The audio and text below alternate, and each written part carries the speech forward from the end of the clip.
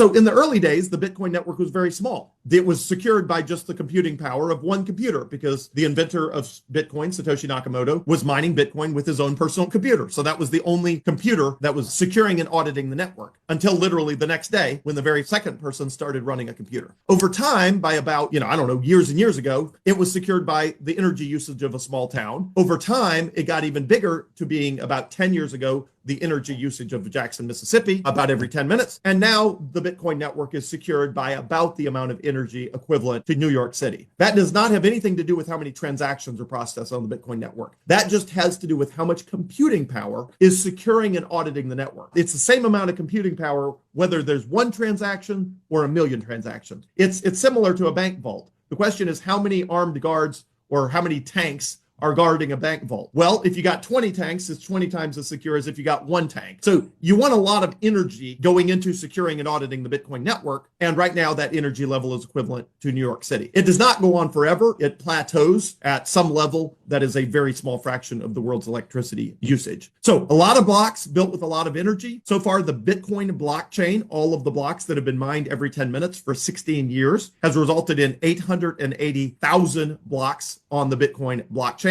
Every one of those blocks built with energy. To change the entire blockchain, you'd have to rebuild every block. That's why you can't cheat Bitcoin. That's why you can't change it. That's why you can't go back to the beginning and reverse a transaction. Because all of that energy that was used to secure and audit the Bitcoin network has resulted in a bulletproof Bitcoin network over 880,000 blocks. And if you were to try to change it, you would have to rebuild the entire blockchain from the very first block to the last block, which if the entire Bitcoin network stood still would require all of the energy usage of Canada for a year. But the Bitcoin network keeps going. So you can never chase it. You can never catch it, which means the Bitcoin network is the most immutable thing. It's the most unchangeable thing humanity has ever created or invented or discovered. That is why Bitcoin is durable. That's why you can trust it with your money. That is why you know there will never be more than 21 million Bitcoin.